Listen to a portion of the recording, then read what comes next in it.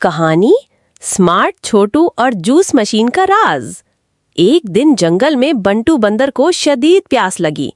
वो इधर उधर भागा और चीखा, कहीं से फ्रेश जूस मिल जाए तो मजा आ जाए। तभी उसे छोटू सफेद खरगोश नजर आया जो अपने बाग में बैठा कुछ कर रहा था। छोटू, तुम क्या बना रहे हो? बंटू ने पूछा। छोटू ने कहा, मैं जूस मशीन बना रहा हूं, बस थोड़ा सा काम बाकी है। बंटू की आंखें चमकने लगीं। Juice machine? मतलब हर वक्त जूस? Fresh juice? छोटू ने सर हिलाया। हाँ, लेकिन ये सिर्फ होशियार जानवरों के लिए है। बंटू बोला, अरे मैं तो सबसे होशियार हूं, मुझे भी सिखाओ।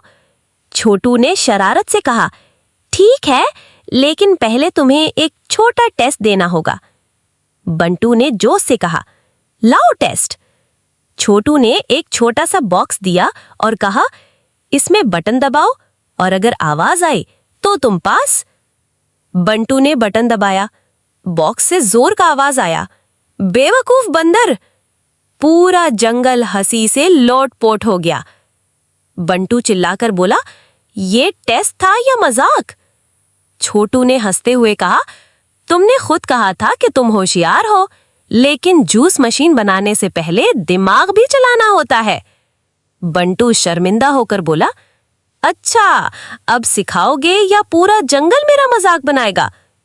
छोटू मुस्कुराकर बोला, ठीक है, आ जाओ, लेकिन पहले वादा करो कि अब तुम हर काम सोच समझ कर करोगे।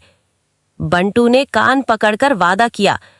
आखिरकार दोनों ने मिलकर असली जूस मशीन बनाई और सब जानवरों ने ताजा जूस पीकर तालियां बजाईं।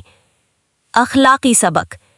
समझदारी दिखाने के लिए सिर्फ बोलना काफी नहीं, अमल भी वैसा होना चाहिए।